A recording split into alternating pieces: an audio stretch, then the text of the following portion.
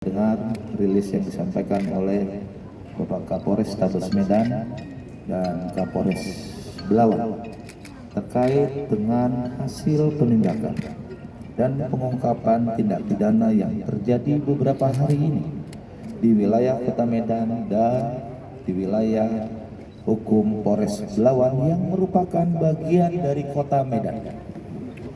Tadi teman-teman sudah dengar sendiri hasil pengungkapannya. Saya hanya mau menyampaikan beberapa poin. Sekali lagi, dalam rangka menghadapi Hari Raya Idul Fitri 1 Syawal nanti, teman-teman sekalian, kemarin kita sudah sampaikan bahwa Polda Sumatera Utara dan seluruh jajarannya sebelum melaksanakan operasi ketupat tahun 2022 yang nanti akan mulai berlangsung tanggal 28, kita akan melaksanakan kegiatan rutin yang ditingkatkan. Apa yang bentuknya Pak Kapolda? Melalui kegiatan operasi preman. Saya harus sampaikan ini buat teman-teman para preman. Ya. Sampai dengan tanggal 28 nanti kita akan terus melaksanakan operasi preman. Tapi bukan hanya sampai tanggal 28 dan seterusnya. Kenapa? Saya tahu saya harus sampaikan kepada teman-teman para preman-preman, ya, para preman yang merasa dirinya preman. Saya tahu saudara-saudara melakukan kegiatan itu karena kebutuhan ekonomi saudara. Tapi tahulah saudara-saudara harus paham bahwa tindakan-tindakan saudara-saudara itu meresahkan masyarakat. Sebenarnya kalau kita berpikir dengan jernih, saudara-saudara melakukan dengan baik, berpikir dengan baik, saudara-saudara tidak perlu melakukan itu. Kenapa? Kalau ekonomi masyarakat tidak bertumbuh, maka akibat tindakan para preman, maka percayalah negara ini akan runtuh. Yang susah adalah masyarakat, termasuk saudara juga. Oleh sebab itu, saya harus sampaikan mulai saat ini, kita Polda Sumatera Utara, saya sudah perintahkan kepada jajaran tindak tegas kepada para preman. Apalagi menjelang Idul Fitri ini, saya harus ingatkan ini. Saya mohon maaf, himbauan ini saya sampaikan dengan sungguh-sungguh. Dan saya mohon jangan ganggu masyarakat untuk mempersiapkan diri memasuki Hari Raya Idul Fitri, termasuk juga yang lainnya.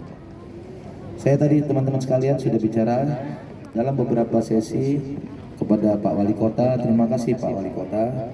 Saya tahu karena preman-preman ini adalah orang-orang yang melakukan tindakannya untuk ekonomi.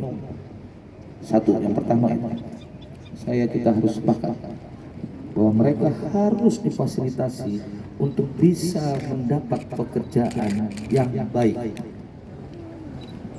Saya harus sampaikan, termasuk juga, ya jangan tepuk tangan dulu.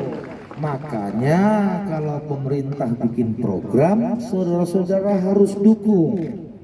Contoh, e-parking yang sudah menjadi kebijakan mungkin berat bagi saudara-saudara, karena saudara-saudara selama ini merasa nyaman, mendapatkan keuntungan. Tapi tahukah saudara-saudara bahwa tindakan saudara itu merugikan perekonomian dan keuangan negara? Jangan terbalik, kita yang punya lahan, tapi akhirnya negara yang tidak dapat bagian. Maka Pak Wali Kota sudah mengatur, saya dapat penjelasan, saudara-saudara yang mengurus parkir, itu saudara-saudara dipekerjakan. Namun harus tertib, bahwa saudara-saudara harus dilapor dan terdaftar di pemerintah.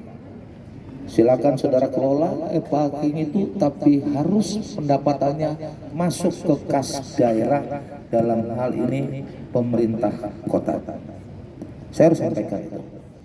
Teman-teman para preman, jangan berpikir picik, tapi pahami itu yang harus. Kalau saudara-saudara masuk dipekerjakan menjadi petugas parkir, maka insya Allah itu akan membuat saudara sejahtera. Maka akan dapat bantuan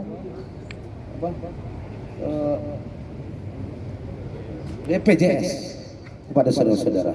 Itu akan terus. Insya Allah kalau itu terus meningkat baik, pemerintah akan bisa memberikan bantuan-bantuan lainnya untuk kesejahteraan saudara.